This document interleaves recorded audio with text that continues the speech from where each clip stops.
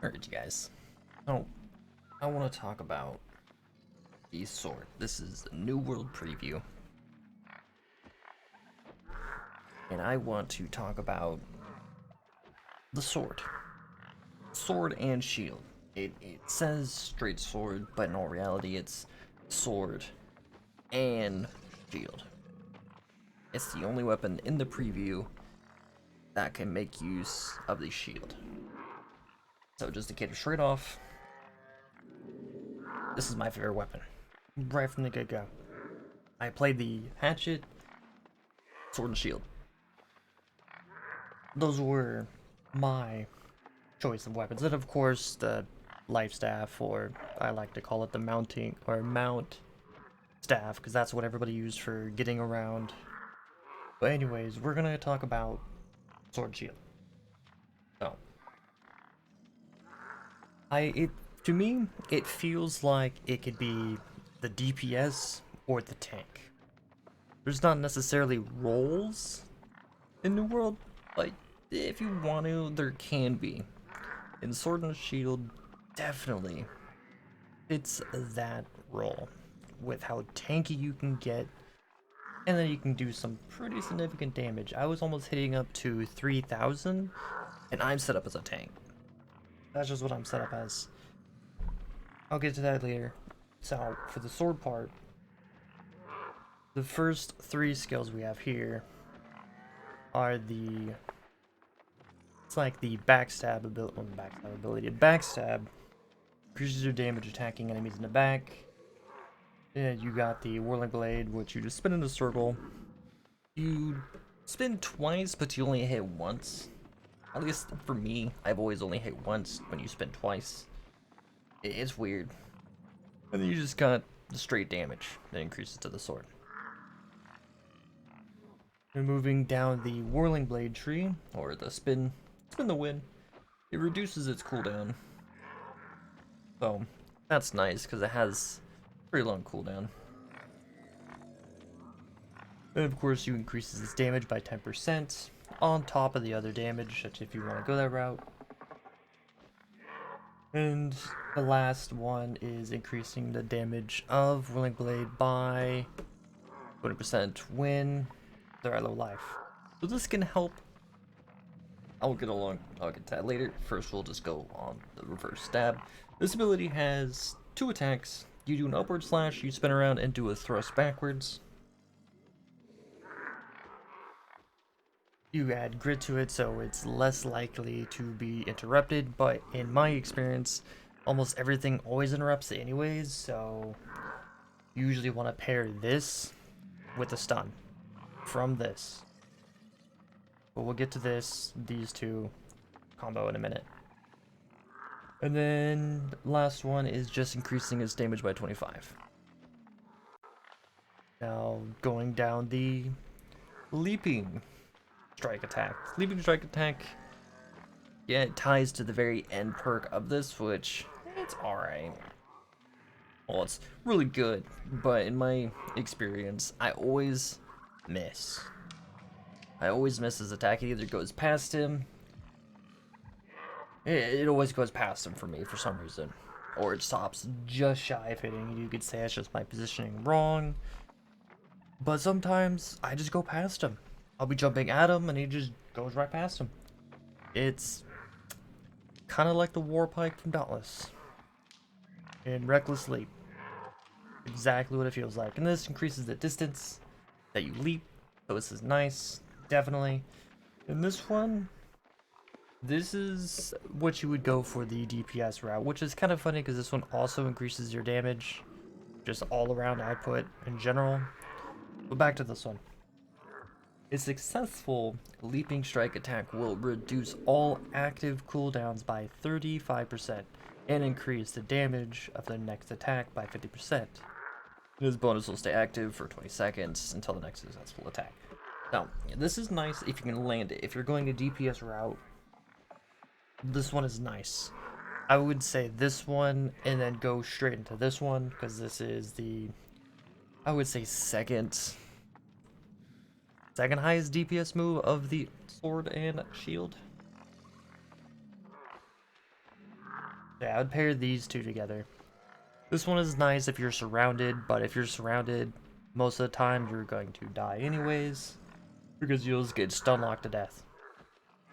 This one's nice. The damage output is unfortunately just like a normal power attack, in my experience. So there's that. Now back to going through all the skill trees before I start rambling on. This is nice if you like to block. You play the more of the tanky side of Sword and Shield, which I do, so I pick this in my setup most of the time. Increase all damage of weapons. This one is nice, but there's better perks in the tree to pick over this one. No, sorry, over this one. This one is nice for just to have. So this one, there's better perks to pick over this one. Yes, no, yes, no. Alright, so this increases your backstab damage again, so you'll have 2 backstabbing abilities. This one is for all weapons, this one is for the sword and shield only. Now I recommend picking up this one. You know, I'm speaking like it is a build video. This is not a build video. This is just my thoughts on the sword and shield. We're just going over the skills. Sorry. Stamina blocking for melee attacks. Super nice. Stun, which is a shield smash or shield bash. Increase the stun by 2 seconds, so it's a total of 4. Nice. Increase your maximum life. Nice. Shield charge. Self-explanatory. Slows the enemy when you successfully hit them with a shield charge, and then reduce the cooldown. Nice. Reduce damage taken from magic attacks. I'm going with the tanky thing like I was just talking about. Reduce damage or not reduce. Reduce damage for stamina so you can block more range attacks. Reduce damage taken from range attacks. Nice. And of course you get to I didn't really play this one because its cooldown is ridiculously long. It's nice, increases your defense, lower your HP, increase the duration, max HP. This is super nice. I think Clyde here will agree. What's your Clyde? See? Increase armor. Like I was saying before, this has saved my life on countless of times. Of course, you got leadership. Just increases everybody's attack damage that's around you. So, Sword and Shield's my favorite. I already said that. It's the only dual weapon in the game. Yes, I'm considering the shield as a weapon because you do bash with it, you do charge with it. So I'm just gonna consider it a weapon in your offhand. Because if you look at this, it even says damage. So I'm just gonna call it another weapon, right? Oh, I went to the wrong one. No. That's my reason why it's should be paired with the sword. No other weapons that I know of can use the shield. So really, in the weapon slot, it should just be paired with the sword. No other weapon's gonna use it. You put it on your back and you use other weapons. Not the sword, it just sits there. Does absolutely nothing. Unless it raises your defense or stuff like that, but I don't know. Anyways, getting off topic.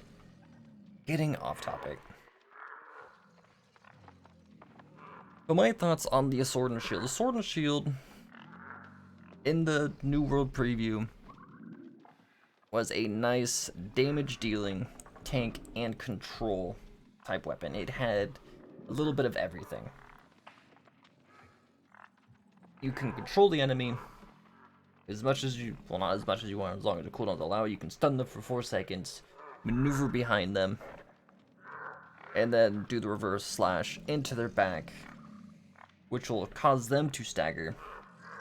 And then you can just immediately go into a shoulder charge, just knocking them down again and get right behind them and just do a thrust attack. Well, one thing that I did notice, I don't know if it's going to continue to the live game when that finally drops, like a year from now, 2021. You can animation cancel your heavy attack with any of these abilities. So, if you're coming up behind an enemy, I would recommend doing a powered thrust, and then right as that thrust makes contact, you immediately cast a skill to maximize your damage potential. So it's a nice little thing. All of these animations, unfortunately, have a really heavy animation lock that includes all your heavy attacks that you do, which is very unfortunate with the Sword and Shield. Very unfortunate. Now, in the preview, the world preview, this was my setup. Then I would go for Sword and Shield. Just this. This is all I picked in this tree. And I went heavily in to this tree. I went real heavy into this tree. This was my luck. I blocked melee attacks with leadership. This is what I went. This will probably change when the full game drops. Like, I really hope, like, if they're gonna keep the shield, if they're gonna keep the shield paired with the sword and shield, they should just call it sword and shield rather than the straight sword.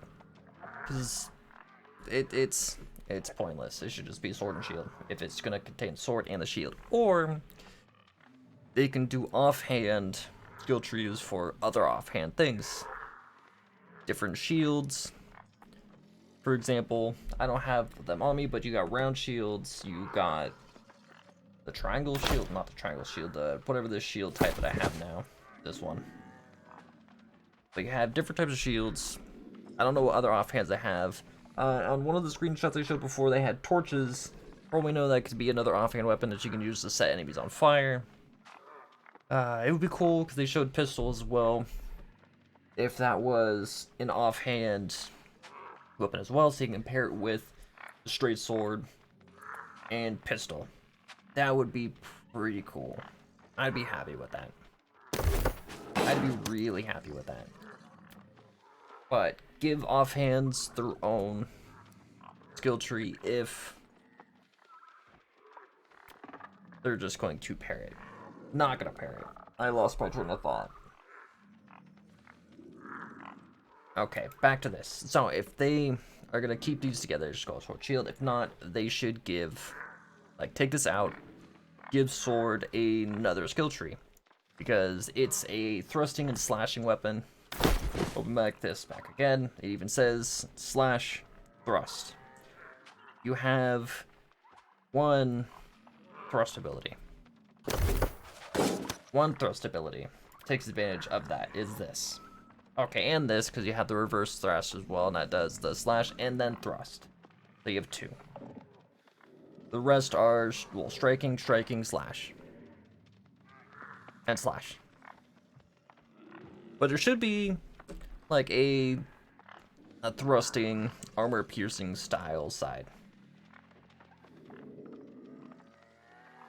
Like this. Like, this should be the slash or thrust. Take advantage of those. They're there, you know. But I think that would have been a good idea. But that's just my take. What? Now, another thing that I would like to say is, I know it's nice to have another dex weapon, but I would like it if they would, like, it would fit better. Because dex is for range weapons, right? That is what dex is for. Increased damage of all range weapons and some melee weapons. But I think it would be better if they would take this out and have this as a strength weapon. Now, some of you might be saying, no, it's a dumb idea. Hear me out. So, dex is for range, right? Strength is for up close and melee. Sword has no range abilities. Like, say, the hatchet, or later down the line, the spear, which I hope we get into the game that they've shown, which is a melee and ranged weapon. I'll talk about more of the hatchet in another video because it's throwing and berserk, so you got your melee and your throwing. I'll get to that later. But for now, this has throwing abilities, so it makes sense why this has dex and your melee side, which makes sense why it has strength. Now, I think it should scale equally, or dex should further influence your throwing damage over your melee. Because as of right now, strength benefits your sword and axe better. It goes up more with strength. Like we put 3 points in, it's 772 and 769. We'll pump this one up to it's the same. As you see already. So it's 758. It doesn't benefit as much. Now, as I was saying, it should benefit the axe over, more on the throwing side than melee side. It should benefit them equally. Because it's a dex and strength weapon, because it has throwing abilities. The sword has no throwing abilities. I'm not saying the ranged users can't use sword and shield if they wanted to, but they just wouldn't benefit as much, because there's no throwing abilities in the sword and shield. So I think it should be more of a strength weapon than a dex weapon.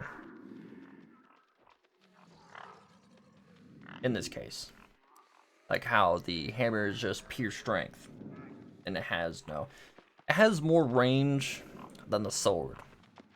With the slam, it's AoEs. But I'll get to the hammer later. Back to the sword and shield. Now, with the sword and shield, you can get some crazy HP. Like, I will go ahead and just fill this back out. Right. So that's what I had.